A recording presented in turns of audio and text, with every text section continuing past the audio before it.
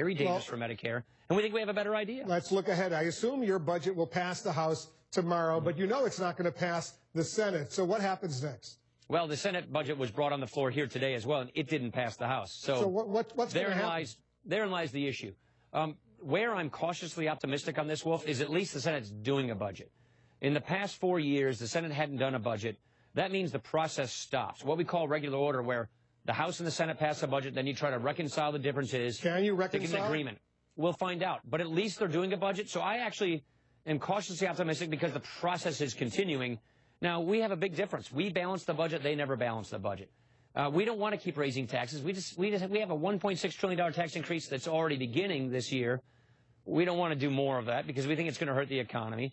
Spending's the problem. Under our budget, spending grows 3.4% on average every single year.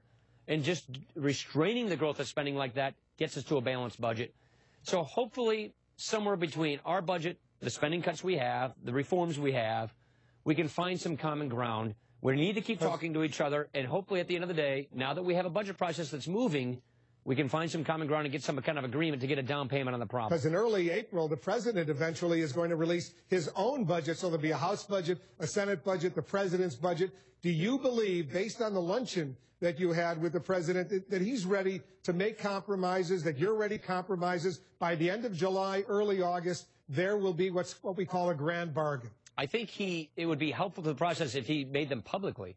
If he actually said on paper, here's what I'm willing to do, because that's what we've been doing for years. Isn't he going to do that in early April? I don't think so. He's going to produce a budget. It's 2 months late.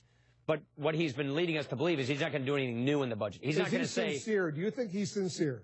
I don't know the answer to that question. But you had lunch with him. What was your impression? I enjoyed our lunch. I thought we had a very frank and very candid conversation.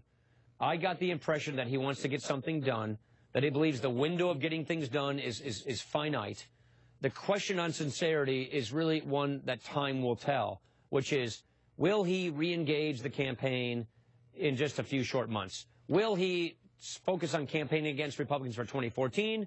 Or will he work to bridge the partisan divide? The question is will he go back to impugning our motives, making it impossible for compromise to occur?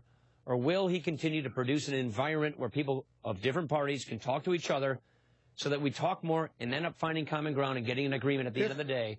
Time will tell. I'm hopeful, but it's trust but verify as far as I'm concerned. If there's no deal by the end of July, early